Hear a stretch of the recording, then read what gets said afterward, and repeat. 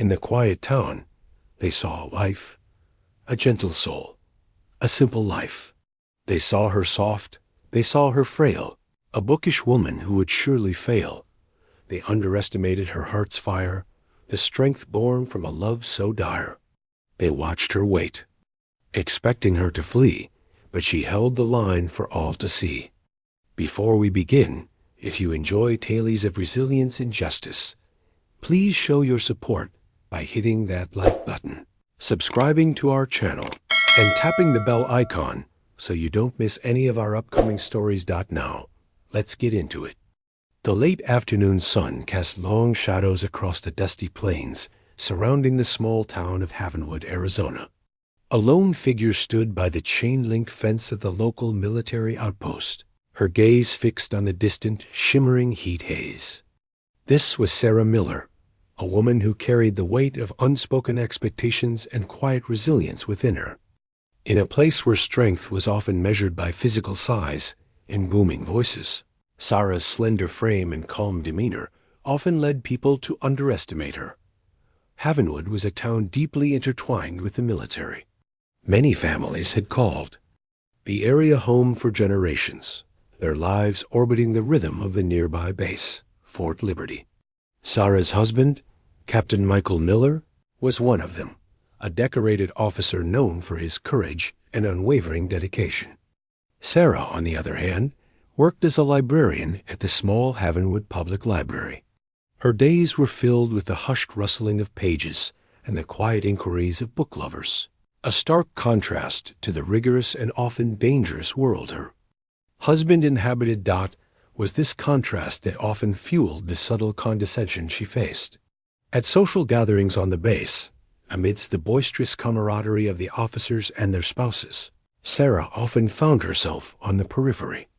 While the other wives discussed deployments, training exercises, and the latest base gossip, Sarah would politely nod and smile, her contributions to the conversation often overlooked or dismissed. Comments like, "Oh, Sarah, you wouldn't understand. It's a military thing," were common, delivered with a well-meaning but nonetheless patronizing tone. Even within her own home, a subtle undercurrent of this underestimation existed, though. It manifested in Michael's overprotectiveness. He loved her deeply, his concern evident in his every word and action. However, this care sometimes bordered on a belief that she was ill-equipped to handle anything beyond the quiet routine of their home life. He would often shield her from the more stressful aspects of his job, believing he was doing her a favor. "Don't worry your pretty head about it, Sarah," he'd say, a phrase that, while meant with affection, subtly reinforced the idea of her being delicate and in need of protection. The annual Fort Liberty picnic was a prime example of this dynamic. While Michael was surrounded by his colleagues, engaging in lively discussions about strategy and logistics, Sarah found herself chatting with the older spouses, the conversation often turning to recipes and gardening tips. She tried to engage in the military talk, having absorbed much of it through years of listening to Michael, but her comments were often met with polite but dismissive smiles. "That's sweet, Sarah," one officer's wife had said once, patting her hand, "but you leave the war games to the boys." These small instances, though seemingly insignificant on their own, had over time created a narrative in Havenwood. Sarah was the gentle, bookish wife, someone to be cared for and protected, certainly not someone capable of extraordinary strength or decisive action. This perception would soon be tested in a way no one could have predicted. One sweltering Tuesday afternoon, as Sarah was shelving returned books at the library, a news bulletin flashed across the small television screen in the corner. A local convoy transporting sensitive equipment had been ambushed just outside of town. Details were scarce, but the anchor's grim expression spoke volumes. A knot of unease tightened in Sarah's stomach. Michael was scheduled to be part of that convoy.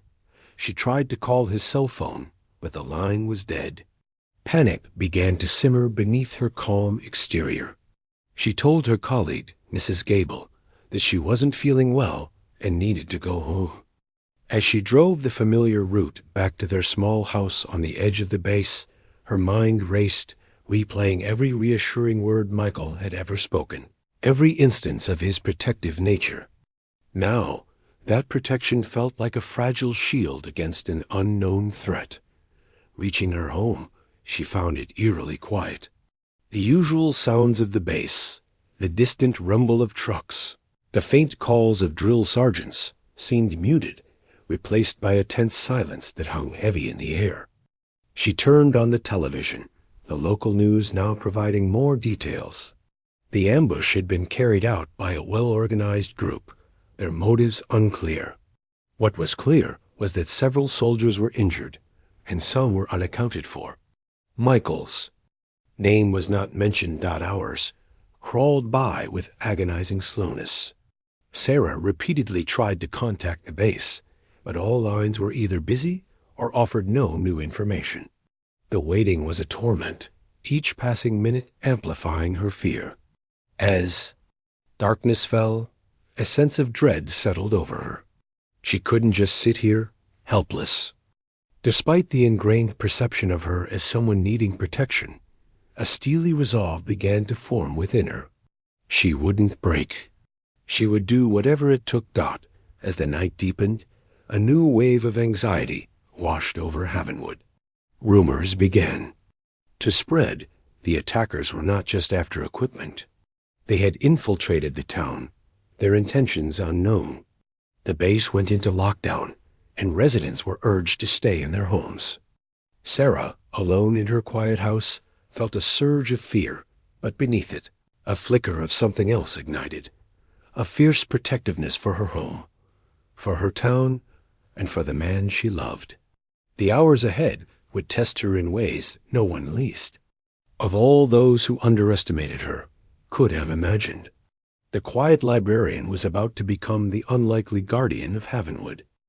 The night air in Havenwood grew heavy, not just with the summer heat, but with a palpable sense of unease. The town, usually so predictable and safe, now felt like a closed box with something unseen rattling inside. Sarah sat in her living room, the muted glow of the television screen casting long dancing shadows on the walls. The news anchor's voice, now a repetitive loop of safety warnings and unconfirmed reports, had become a monotonous drone. It offered no comfort, no new information about Michael. The silence of the house, once a source of peace, now felt like a vacuum, sucking the air from her lungs. She had tried calling the base again, and again, and again, nothing. Each dial tone was a fresh wave of defeat. The protective shell she had worn for so long, the quiet politeness, the patient smiles, began to crack. A different Sarah, one forged in the fire of fear and desperation, started to emerge.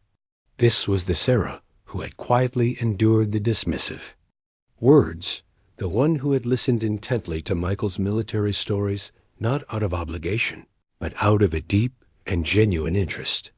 She had absorbed the jargon, the strategies, the mindset of a soldier, even as others assumed she was preoccupied. With her books, her mind began to race, piecing together fragments of conversations she'd had with Michael. He had often talked about the base's security protocols, the contingency plans for various threats. He'd shown her the small emergency kit they kept in the garage, a simple box filled with bottled water, canned goods, and a first aid kit.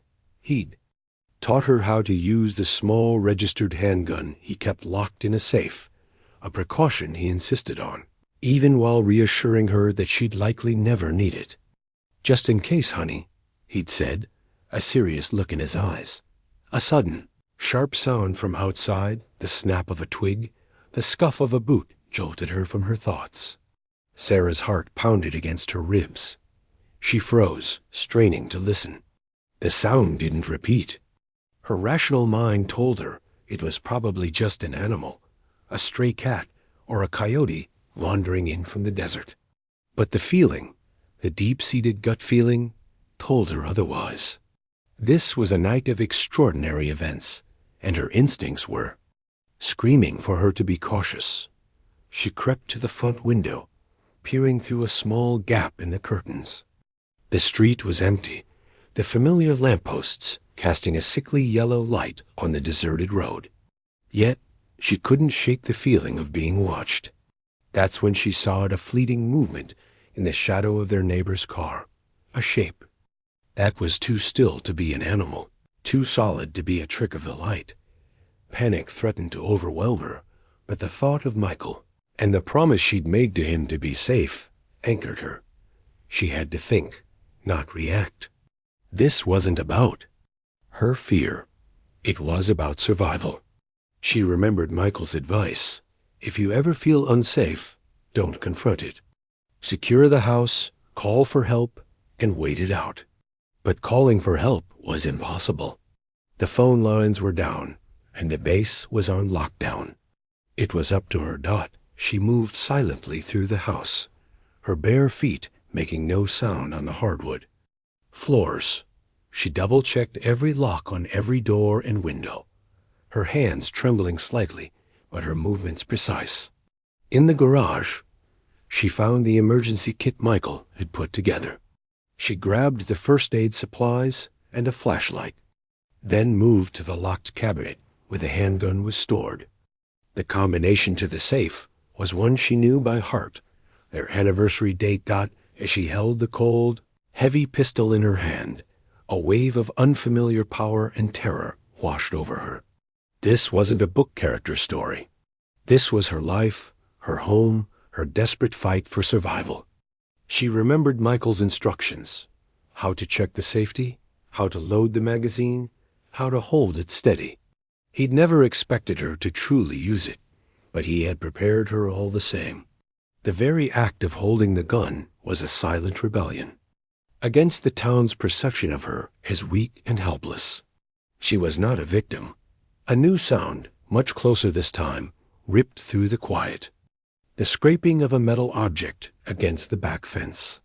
Sarah's heart leaped into her throat. She moved to the kitchen, a clear view of the backyard from the window. She saw them then, two figures, dark silhouettes against the faint moonlight, scaling the fence with practiced ease. They were not ordinary intruders. They were equipped, efficient, and clearly on a mission. The reality of the situation hit her with the force of a physical blow. This wasn't a random burglary. It was something far more sinister. They were looking for something or someone, and she had a terrible feeling it was tied to the convoy ambush. Perhaps they were searching for information, or maybe for a person who had escaped.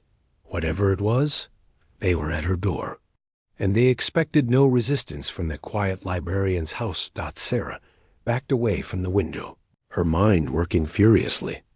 She knew the layout of her house, every nook and cranny. She knew the weaknesses and the strengths.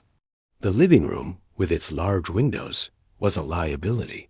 The hallway, narrow and winding, was a choke point. The master bedroom, with its ensuite bathroom, was her best bet for a defensible position. She secured the master bedroom door, locking it and dragging a heavy dresser in front of it. The weight of the dresser was immense, but in that moment of adrenaline-fueled panic, she moved it as if it were a feather. She moved to the window, pulling the blinds down and moving behind the curtain, the handgun held steady in both hands. Her hands were no longer shaking. A cold, hard resolve had replaced her fear. She heard them enter the house. The sound of a crowbar prying open the back door was distinct, followed by the muffled thuds of heavy boots on the floor. She could hear their low voices, speaking in a language she didn't recognize, but the tone was all too clear. They were searching systematically, room by room. They were getting closer. The floorboards in the hallway creaked under their weight. She heard them try the doorknob to the master bedroom, followed by a frustrated grunt. Then a new sound, the splintering of wood, as they began to force the door open. This was it. She was alone in a locked room, with two armed intruders on the other side of a flimsy door. The training Michael had given her, the casual lessons she had absorbed, flooded her mind.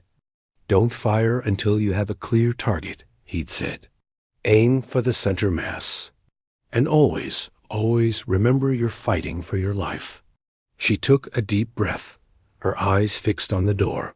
The splintering wood became a chorus of destruction. Then, a voice, an American voice from outside the room. "No, they're not here. Check the back again, and don't be loud. We can't attract attention." The voice was a familiar one. It was Lieutenant Peterson, a man who worked with Michael, a man who had often patronized her with his seemingly innocent remarks. The realization hit her with sickening clarity. He wasn't just a fellow officer. He was with them. The ambush, the search, it was all connected. They were not just criminals. They were traitors. A moment later, they moved away from her door, their heavy footsteps fading as they went back down the hall. They hadn't expected her to be there. They hadn't expected any resistance. They had come to the quiet librarian's house, confident that it was an easy target, a safe place to search or hide something. And they had come with a traitor in their midst. Sarah's hands tightened on the gun. They expected her to break.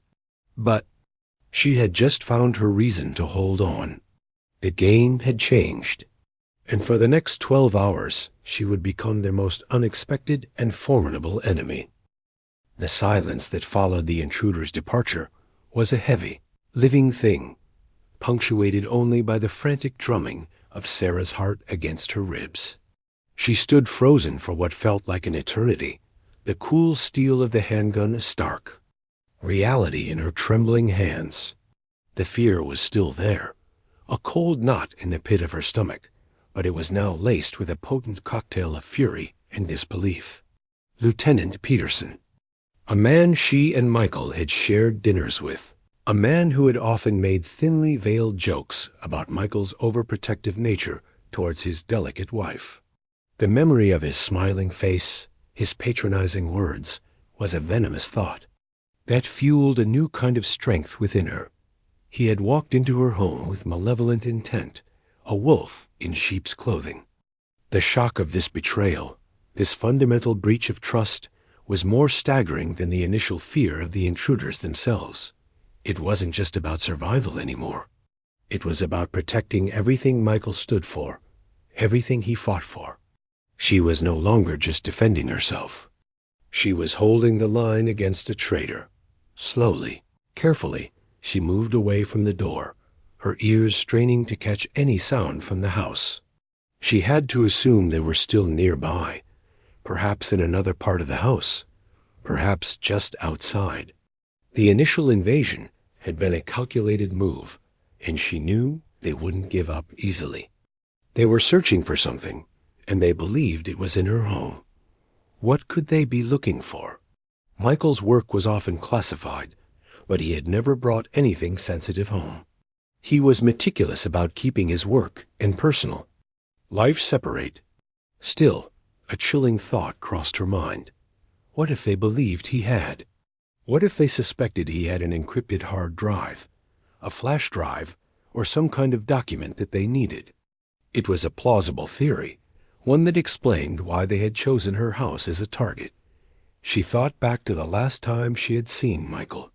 It was that morning before he left for the convoy. They had shared coffee on the porch, a quiet moment, before the day's work began.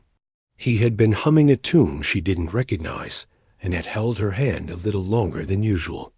She remembered the look in his eyes, a kind of weariness she hadn't seen before, a subtle tension that he tried to hide. Had he known something was wrong? Had he been trying to tell her something without putting her in danger? The thought was unbearable, but it also gave her a new purpose. She had to find out what he knew. She had to get to his office. Michael's office, a small room off the living room, was his sanctuary. It was where he kept his military books, his framed commendations, and his small, locked filing cabinet. The key to the cabinet was hidden behind a loose floorboard, a secret they had shared for years. He had shown her the hiding spot with a wink, saying, "Just in case I ever get absent-minded in my old age, you'll know where to find my secrets, sweetheart." She had always laughed, never imagining a day when she would need that key for anything other than finding a misplaced tax document. Sarah moved from the bedroom, her senses on high alert. Every creak of the floorboards, every shadow, felt like a threat. She crept down the hallway, the gun held steady, her knuckles white. She peered around the corner into the living room. It was empty. The front door was still locked, but the back door, she knew, was ajar, a silent testament to the violence of their entry. She entered Michael's office, her eyes sweeping the room for any signs of disturbance. Nothing. The books were neatly arranged, the desk was clear, and the framed photos of them on their wedding day stood undisturbed. She moved to the filing cabinet, a 2-drawer metal box that was securely locked. The floorboard was behind his desk. She knelt, her fingers fumbling slightly as she pried at the loose board. It came up with a soft groan, revealing a small velvet bag. Inside was a single key. She unlocked the top drawer, her heart pounding. Inside, nestled amongst neatly organized folders, was a single unmarked folder. It was thinner than the others, and the paper inside felt crisp and new. She opened it. It wasn't a military document or a classified report. It was a letter. A letter from Michael, addressed to her. Her hands trembled as she read his familiar handwriting. The letter was dated 2 weeks prior. He wrote about a growing unease he felt within his unit, about rumors of a mole and of classified information being leaked. He wrote about his own suspicions, about Lieutenant Peterson's strange behavior, his overeagerness to lead the upcoming convoy. He wrote that he had made a copy of a vital piece of information, a log of communication with a high-ranking official outside of the base, and that he had hidden the original in a safe place. He had a bad feeling, he wrote, a premonition, that he might not come back. The letter ended with an instruction. "Sarah, if you are reading this, something has gone wrong. The information is not here, but it's safe. It's hidden in the last place anyone would look. In my old, beat-up toolbox in the garage, under the false bottom. You are the only one I trust. Stay safe, my love." Tears welled in Sarah's eyes. A hot, stinging mixture of grief and fierce pride. He hadn't underestimated her. He had trusted her, had seen a strength in her that no one else had. The condescending words of the town, the gentle but protective gestures of her husband, were all stripped away in that moment. He had chosen her, the quiet librarian, to be the guardian of his secrets. The sound of a car engine outside, followed by the crunch of tires on gravel, snapped her back to the present. They were back. She stuffed the letter into her pocket, the key still in her hand. She had a new objective now. She had to get to the garage, retrieve the document, and find a way to get it to the right people. But first, she had to hold them at bay. She had to create a distraction, to make them believe she was the one with the information, to keep them from discovering the truth. She moved back to the master bedroom, the heavy dresser still barricading. The door. She knew the layout of the house, and she knew the weaknesses. The intruders had entered through the back, assuming the front was the main line of defense. But what if she used the front as a weapon? She crept to the front window, her mind working furiously. The men were now approaching the front door, their voices low and urgent. They were taking a new approach. She had to be clever. She had to make them think she was cornered, that she was their only way in. A plan, desperate and terrifying, began to form in her mind. She fired a single shot from the handgun, not at the men, but at the lamp sitting on the table in the living room. The glass shattered with a loud crash, the sound echoing through the house. Then she screamed. A blood-curdling, terrifying scream that she hoped would convince them she was terrified, that she was exactly the kind of victim they expected her to be. The scream worked. She heard a shout from outside, followed by the rapid, heavy footsteps of the men rushing towards the front door. They were trying to break it down, believing they had her trapped. She took another deep breath, her hands steady now. They expected her to break, but she was just getting started. The next 12 hours would not be a story of a woman succumbing to fear, but a testament to the quiet strength and unwavering loyalty of a wife who would do anything to protect her husband's honor. She was holding the line, and she was ready for them. The sound of shattering glass and Sarah's theatrical scream had the desired effect. The men outside, clearly emboldened by what they perceived as a cornered and terrified woman, abandoned their careful approach. They began to ram the front door, their shouts of, "Get in there! She's panicking," a clear indication of their mindset. They expected her to be a hysterical mess, easy to subdue. That was their first mistake. Sarah, her heart a drumbeat of cold fury and adrenaline, didn't stay near the front door. She crept back towards the master bedroom, her mind racing. The plan, now that they were fully engaged at the front of the house, was to get to the garage. She knew the layout of the place better than they did. The garage was attached to the house, with an access door in the kitchen. It was her only way out and her only way to the information Michael had entrusted. To her she heard the splintering wood of the front door giving way, followed by the heavy thud of boots on the living room floor.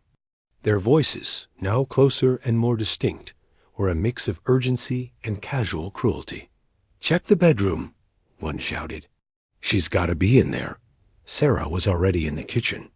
She moved with the silent grace of a ghost, her movements precise and deliberate.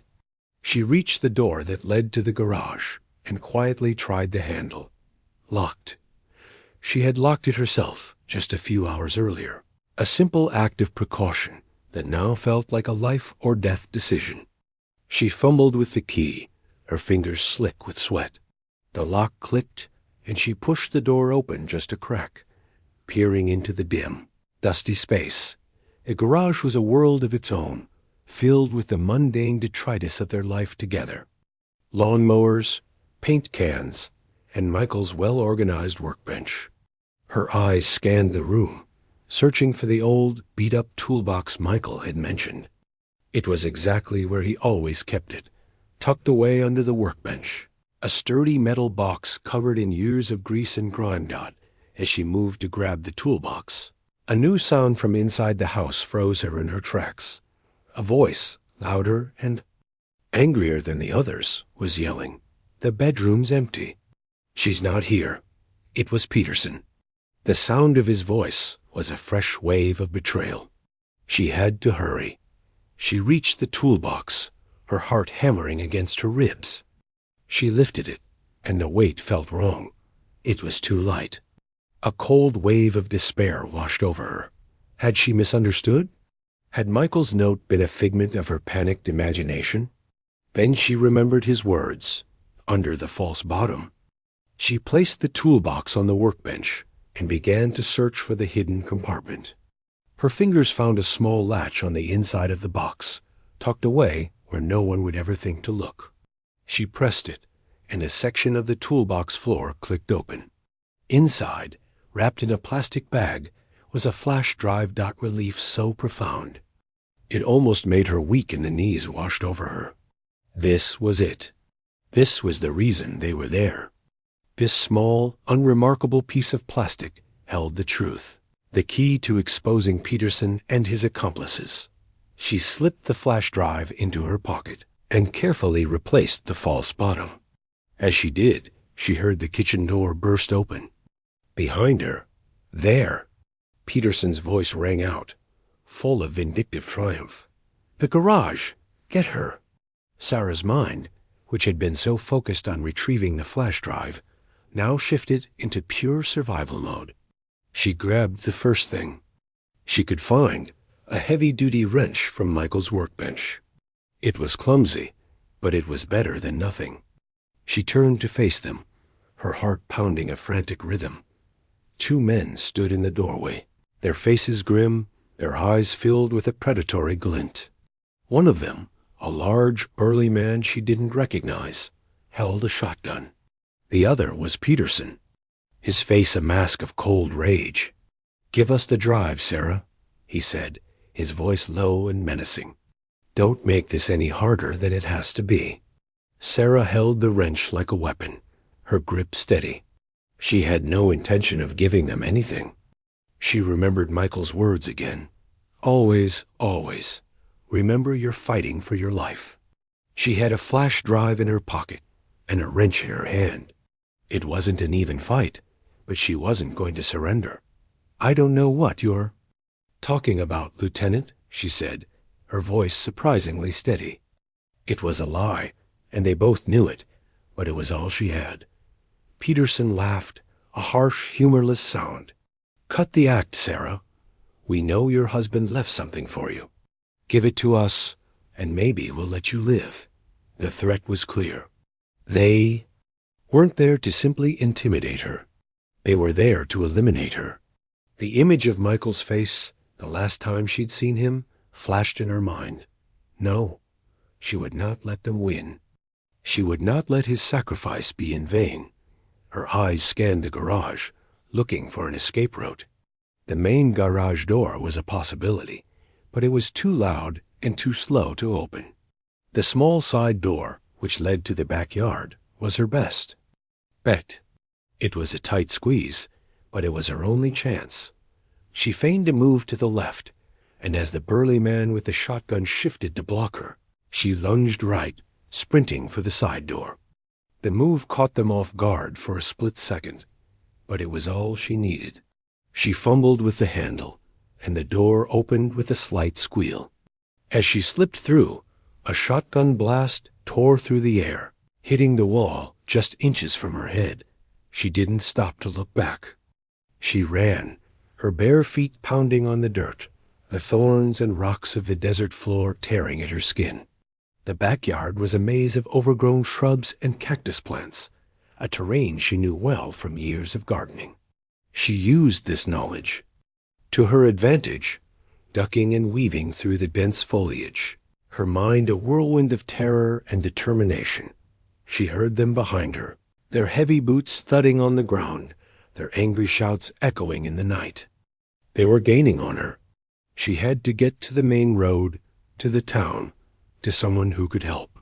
But the town was a long way off, and the desert was a cruel and unforgiving place at night.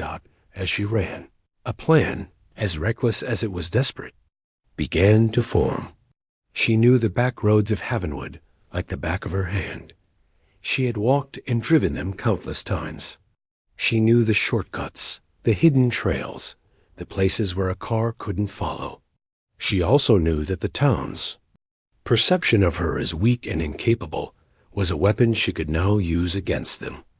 They would be expecting her to run to the main road, to the safety of the town. She would do the opposite. She would lead them into the one place they couldn't follow. She would lead them into the desert. She veered off the trail, plunging into a dense thicket of mesquite trees. A thorn tore a gash in her arm, but she ignored the pain. She was no longer the quiet librarian. She was a woman on a mission, fueled by love, grief, and a fierce will to survive. She would hold them at bay for as long as it took, until the sun rose, until help arrived, until justice was served. The next hours would be a battle of wills and wits, a battle she was determined to win. She was holding the line, and she was not backing down. The desert night, once a canvas of quiet beauty, had become a hunter's domain. Sarah ran, her lungs burning and the soles of her feet bruised, but she pushed through the pain. The mesquite and prickly pear tore at her clothes and skin, but she ignored the stings and scrapes. She was an animal now, a hunted creature using instinct and knowledge to survive. She knew the desert's rhythm, the way the moonlight cast deceptive shadows, the dips and rises in the unforgiving landscape. This was her home turf, the place where she and Michael had spent countless weekends hiking and exploring. They had laughed about getting lost, about the strange shapes the alcotillo plants made against the sunset. Now those memories were her only guide. She heard their angry shouts and the crunch of their boots behind her, but they were no longer right on her heels. The desert was doing its job, slowing them down. Their heavy military gear, designed for the battlefield, was a liability.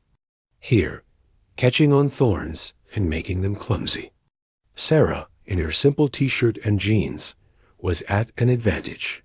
She ducked behind a large rock formation, her body shaking, and forced herself to be still, to listen. She heard Peterson's voice, a cold, venomous hiss in the darkness. Split up. She can't have gone far. Check the canyon walls. She's just a librarian. She'll break. The words, meant to demoralize her, had the opposite effect. They were a spark that ignited the fire of her resolve. They saw her as weak as a footnote in a soldier's life. But she knew the truth. She knew she was Michael's anchor, his confidant, the one he trusted above all others. And in this moment, that knowledge was her greatest weapon. She waited for a full minute, her breathing shallow, until the sounds of their pursuit had faded into two distinct directions. Now she had to move, but not in the direction they expected. She would double back, using a small, dried-up wash she and Michael had once discovered. It was a shallow depression in the earth, barely noticeable, that meandered back towards the town, but through a maze of rocks and sparse vegetation. It was a perfect hiding spot, a natural trench that would conceal her movements. As she moved, she thought about the flash drive in her pocket. It was the only thing that mattered now. It was Michael's legacy, his final act of courage. She had to protect it. She had to get it to the right people. But who were the right people? The base was a fortress of betrayal, and the local law enforcement, she knew, would be out of their depth. She had to find a way to get the information to a higher authority, someone outside of Havenwood's corrupted circle. The hours crawled by with an agonizing slowness.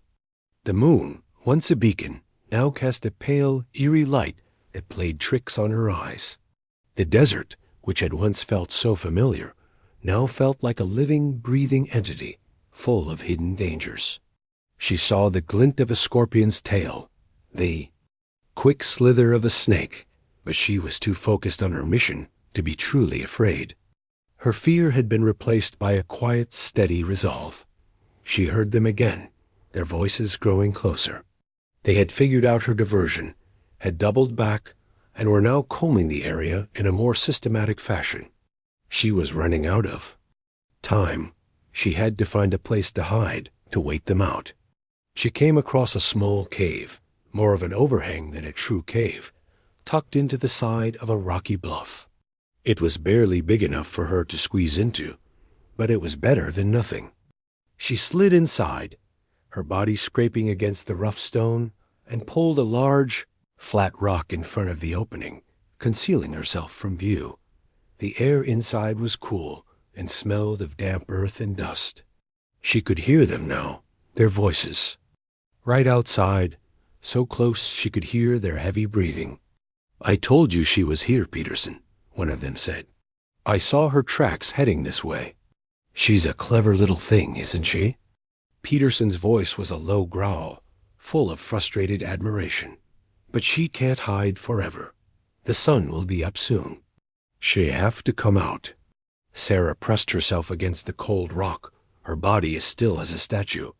She could hear them, moving around, their flashlights sweeping the area, their boots kicking at loose rocks. She held her breath, praying they wouldn't notice the small disturbance of the rock she had moved. She thought of Michael again, of his unwavering integrity, of his love for his country and his family. He had been so proud of his service, of the good he believed he was doing. And now, these men, these traitors, were trying to erase that. A fierce, protective instinct, a fire she never knew she possessed, flared within her.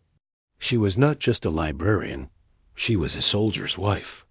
She was his last line of defense. She waited, suspended in a timeless state of terror and determination, as the hours bled into one another. The sounds of their search grew fainter as they moved away, their frustration palpable in their retreating. Footsteps. Finally, a new sound, the chirp of a bird, a faint orange glow on the horizon, signaled the arrival of dawn. She had made it. The sun was rising. She had held them at bay for almost 12 hours. With the coming of the light, she felt a new wave of resolve. She was no longer a hunted animal. She was a survivor. She pushed the rock aside and crawled out, blinking against the harsh desert light. The air was cool and crisp, and the sky was a beautiful canvas of orange, pink, and purple. The world felt fresh and new, full of possibility. She looked at her torn clothes, her scraped hands and feet, and a faint smile touched her lips. She had done it. She had survived. But the battle was far from over. She still had to get the flash drive to the right people, to expose the traitors, and to find out what had happened to Michael. She began to walk, not running anymore, but with a new sense of purpose and direction.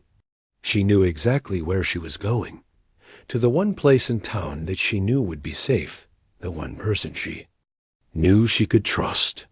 She was going to see Mrs. Gable, the kind elderly librarian who had been her colleague for years. Mrs. Gable's home was on a quiet street, far from the base, and she was a woman of unwavering moral character. Sarah knew that if anyone would believe her, it would be her. She had held the line. She had survived the night. And now she was ready to fight. She was no longer running from them. She was running towards justice. The story of the quiet librarian was about to become the story of a hero. The first rays of dawn painted the desert in hues of gold and rose as Sarah limped her way toward Havenwood. Her body ached, a testament to her night of terror, but her spirit was surprisingly calm. The fear had been replaced by a focused, steely resolve. She was no longer running from them. She was moving toward her destination with a purpose far greater than her own survival. The flash drive, a small piece of plastic tucked securely in her pocket, felt like a burning ember, a beacon of truth that she had to protect at all costs. The journey from the desert's edge to the outskirts of town was a grueling test of her endurance. Her feet were a patchwork of blisters and cuts, her clothes torn and dirty, but she pushed onward. With every painful step, she replayed the events of the night, solidifying her memories and fortifying her resolve. Peterson's voice, the sound of the shotgun blast, the discovery of Michael's letter, it was all etched into her mind. A powerful narrative of betrayal and a hero's final act of trust. As she reached the first paved road, the world began to feel more real again. She saw a lone newspaper delivery truck, its headlights cutting through the early morning gloom. The sight, so ordinary, brought a fresh wave of emotion. Just yesterday, this had been a normal town, a place where people worried about grocery lists and yard work. Now it was a stage for a deadly conspiracy. She knew she couldn't risk being seen by just anyone. Her appearance, ragged, dirty, and wild-eyed, would only attract unwanted attention. She veered off the road again, moving through the backyards and alleyways, a shadow in the dawn. Her destination was the home of Mrs. Gable, her colleague from the library, a woman whose kind eyes and unwavering integrity were a beacon of hope. She arrived at Mrs. Gable's small, neat cottage just as the sun fully crested the horizon. The yard was meticulously maintained, a riot of colorful petunias and marigolds. Sarah felt a pang of guilt, a sense of dragging a brutal reality into this peaceful haven. She crept to the back door and knocked softly, a sound barely louder than a whisper. A minute later, the door opened a crack, and Mrs. Gable's face, framed by a halo of soft gray hair, appeared. Her eyes widened in shock as she saw Sarah. "My goodness, Sarah, what on earth?" she began, her voice a mix of concern and alarm. "Mrs. Gable, I'm so sorry. I need your help. Please, you can't tell anyone I'm here." Sarah's voice was hoarse, her words tumbling out in a desperate rush. Mrs. Gable's demeanor, usually so gentle, turned instantly serious.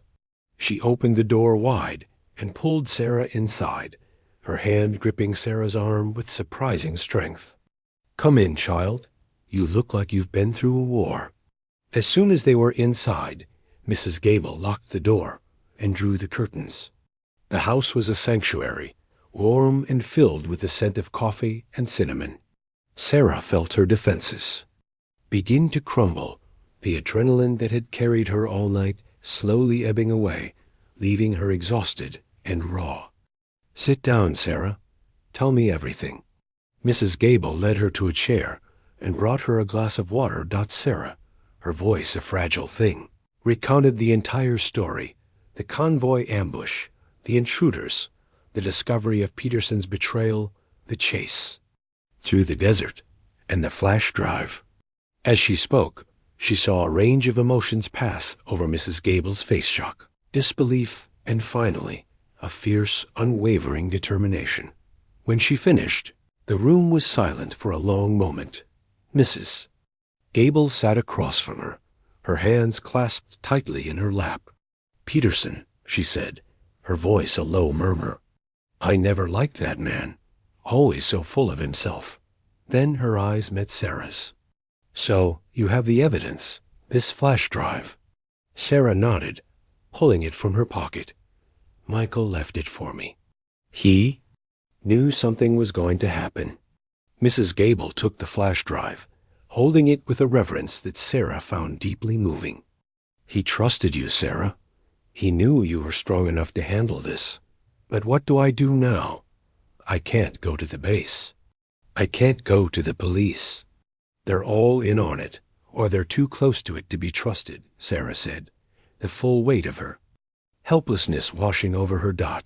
Mrs. Gable thought for a moment, her gaze fixed on the flash drive.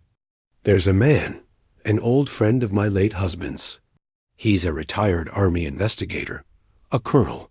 He lives about 50 miles from here, up in the mountains. He's a good man, Sarah.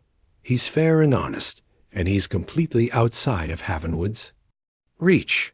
If anyone can help you, it's him." The idea was a lifeline, a new direction. Sarah felt a surge of hope, but it was tempered by the grim reality of their situation.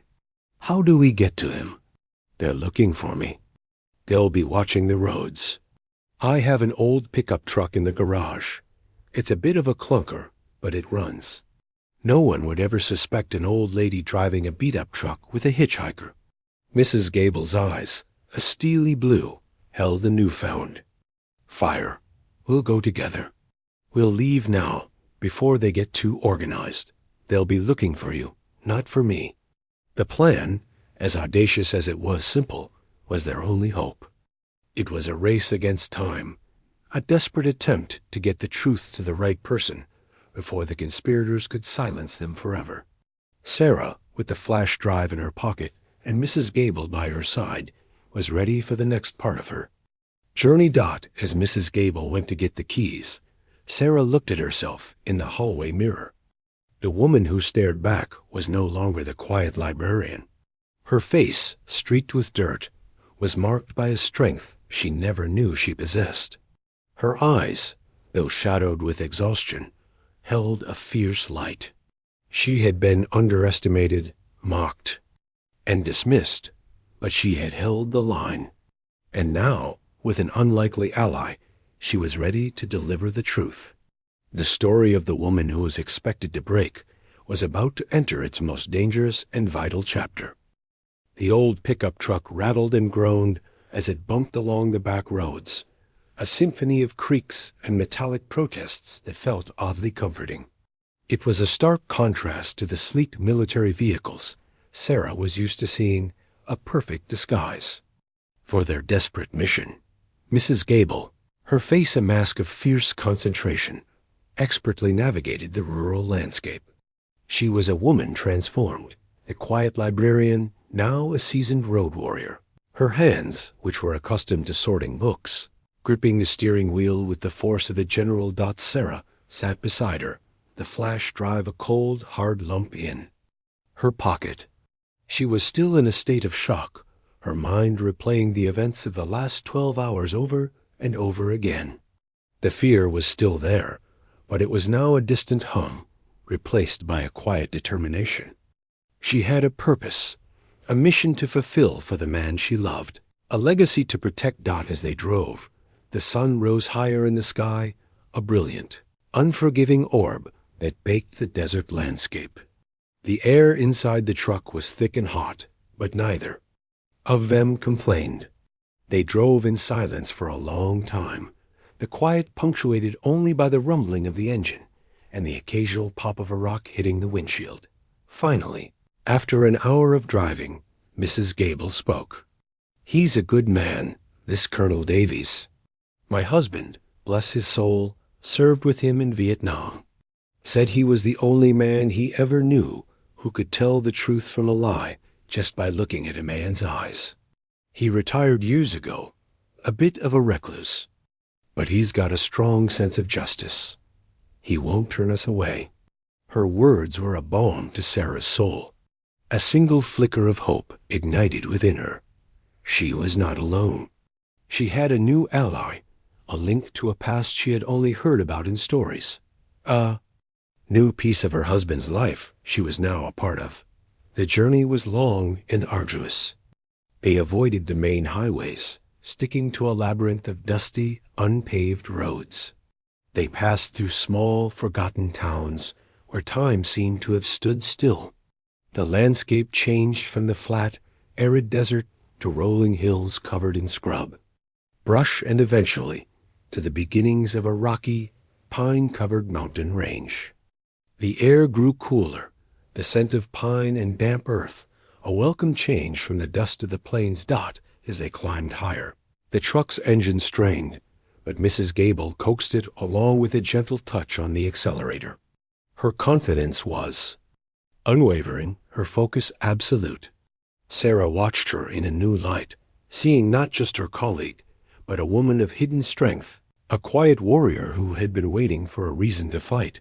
Finally, they arrived at a secluded cabin, nestled deep within a thicket of pine trees.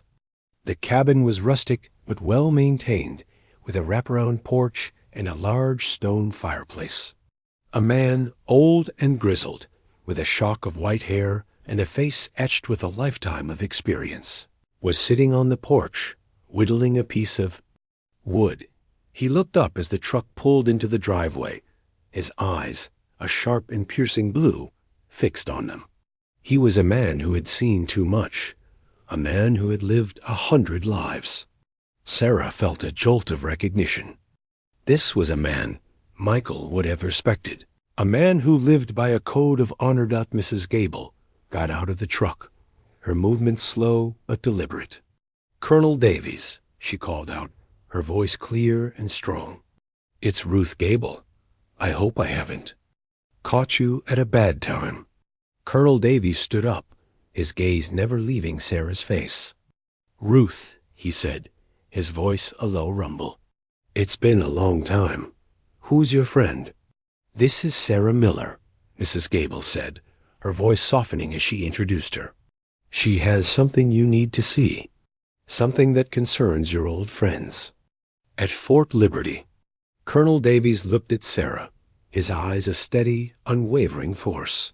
He saw the bruises on her face, the tears in her clothes, the fire in her eyes. He saw not a frightened woman, but a survivor. "Come on in," he said, and led them inside. The cabin was warm and cozy, filled with the scent of pine and wood smoke.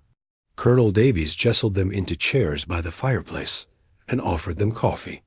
As they sat, Sarah, her voice raw with emotion, began to tell her story again. This time, she didn't just recount the facts. She poured out her heart, her grief, her fear, and her unwavering belief in her husband's innocence.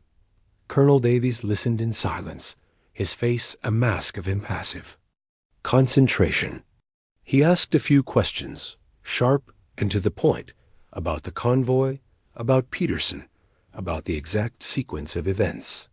He didn't ask her to prove her story. He simply listened, absorbing every detail. When she was finished, he looked at Mrs. Gable. "Ruth, you knew what you were doing. You knew I'd listen." Mrs. Gable simply nodded. "I knew she needed a man with a backbone, and I knew you were the only one left." Then his gaze returned to Sarah. "Let me see the drive." Sarah pulled a flash drive from her pocket and handed it to him. He took it, his fingers gnarled with age, holding it with a gentle reverence. He walked over to a small, cluttered desk in the corner of the room, where an old laptop sat open. He plugged in the drive and began to read.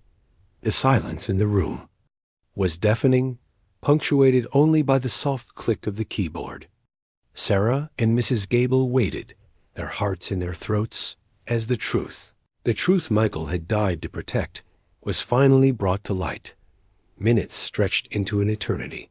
Finally, Colonel Davies closed the laptop, his face grim.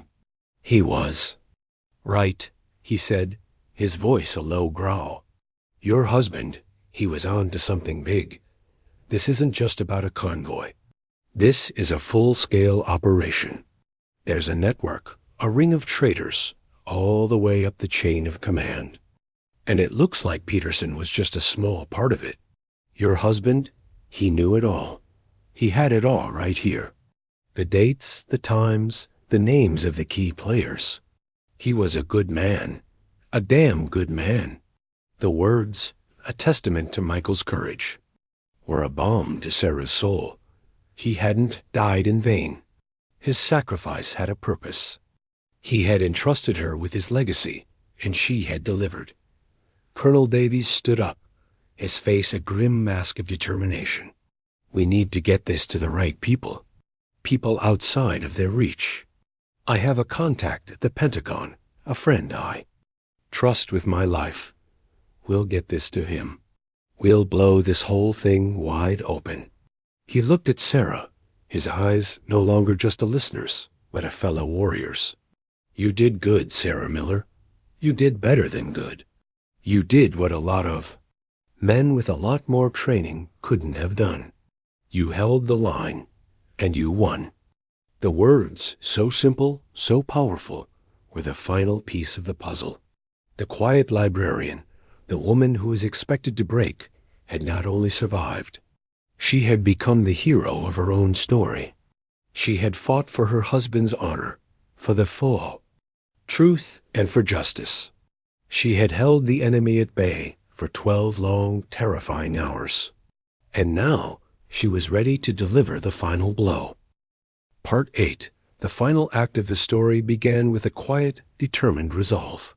Colonel Davies, a man who had been a ghost in the military system for years, moved with the efficiency and purpose of a seasoned warrior. He placed a phone call to his contact at the Pentagon, a conversation that was short, clipped, and devoid of pleasantries. The message was clear. A high-level conspiracy had been uncovered, and the evidence was irrefutable. A team of federal investigators, untainted by the Havenwood military community, was dispatched immediately. They were to arrive within the next 12 hours, their mission to secure the evidence and apprehend the traitors. Sarah, her body aching with exhaustion, watched the old soldier with a mixture of awe and gratitude. He was the anchor she had been searching for, the one person who could turn her harrowing journey into a fight for justice. She and Mrs. Gable spent the day at his cabin, a sanctuary of peace in the middle of a storm. They rested, ate a simple meal, and waited. The waiting was a different kind of torture, a silent, tense anticipation of what was to come. As the sun began to set, casting long shadows across the pine trees, a black SUV pulled into the driveway. 2 men in suits, their faces grim and unsmiling, emerged. They were followed by a woman, a federal agent named Miller, who had a look of calm authority that instantly put Sarah at ease. They were the cavalry, the long-awaited help she had risked everything to find. Colonel Davies, a man of few words, handed the flash drive to Agent Miller. "It's all in there," he said, his voice a low rumble. "Everything your men need to know." "Agent." Miller nodded, her eyes, a sharp and intelligent brown, fixed on Sarah. "We've been briefed. You've been through a lot, Mrs. Miller, but we need you to come with us. We'll get you a safe place to stay, and we'll protect you." The offer was a relief, a promise of safety after a long and terrifying ordeal. Sarah, with a grateful look at Mrs. Gable and Colonel Davies, nodded. She was ready. Her part in the story, the part of the hunted, was over. Now it was time for the final reckoning. The journey back to Havenwood was a blur of flashing lights and hushed conversations. The town, which had felt like a closed, suffocating box just a day earlier, now felt like a stage, a place where a powerful truth was about to be revealed. They arrived at the military base under the cover of darkness, a silent, menacing caravan of black SUVs. The operation was swift and precise. The federal agents, with the help of the information on the flash drive, moved like ghosts through the base, apprehending key members of the conspiracy. They found Peterson in his office, his face a mask of shock and disbelief as the handcuffs were placed on his wrists. The man who had mocked and underestimated Sarah, who had believed her to be a fragile, helpless woman, was now a prisoner of her courage. The truth, when it came out, was a devastating blow to the Havenwood community. The convoy ambush had been an inside job, a plot to steal sensitive equipment and sell it to a foreign enemy. Michael, a man of unwavering integrity, had stumbled upon the plot and had been marked for death. He had not died in the ambush, but had been taken captive by the traitors, a last desperate attempt to get him to reveal his sources and his evidence. But Michael had held firm and had, in a final act of defiance, sent a coded message to Sarah, a message hidden in his last letter, a message of trust and a final plea for her to expose the truth of his death, when it was finally confirmed, was a gut-wrenching blow. He had been killed by Peterson and his men, a final act of betrayal that was all the more painful for its cold cruelty. Sarah's grief, which had been simmering beneath the surface for so long, finally broke. She was not a soldier, and she had not been on the battlefield. But she had fought her own war, and the cost was just as high. The trial of Peterson and his accomplices was a national event, a story that captivated the country. The star witness, the hero of the story, was the quiet librarian from Havenwood. Sarah, who had been underestimated and dismissed, now stood in front of a jury and a packed courtroom, her voice steady and her testimony unwavering. She recounted every detail of that terrifying night, every word, every sound, every moment of fear and courage. The defense team, in a last-ditch effort to discredit her, tried to paint her as a hysterical woman, a grieving widow whose imagination had run wild. They brought up the condescending remarks made by the other officers' wives, the perception of her as a delicate, protected woman. But Sarah, her eyes fixed on Peterson, who sat at the defense table, his face a mask of bitter hatred, simply smiled. "They expected me to break," she said, her voice clear and strong. "They expected me to be a damsel in distress. But my husband, he knew better. He knew I was strong. He trusted me with his life and with the truth. He knew I would not break." The words, a quiet but powerful testament to her strength, were the final nail in the coffin. The jury, a group of ordinary citizens who had been captivated by her story, returned a verdict of guilty. Justice had been served. The end of the story was not a fairy tale. Sarah did not ride off into the sunset with her hero husband. He was gone, a casualty of a war she had never known she was a part of. But she was not alone. The quiet librarian, who had been an outsider for so long, was now a hero, a symbol of courage and resilience. The people of Havenwood, the same people who had once underestimated her, now looked at her with a newfound respect, a silent acknowledgement of her strength. She went back to her life, a life that was forever changed by a single, terrifying night. She continued to work at the library, the quiet sanctuary that had once been her escape. But now, when she looked at the books, she saw not just stories, but a reflection of her own. She had lived a story of her own, a story of a woman who was expected to break, but who had held the enemy at bay for 12 long, terrifying hours. She had fought for justice, for her husband's honor, and for the truth. And in the end, she had won. Her legacy, like her husband's, was one of quiet courage and a powerful, unwavering belief in the truth.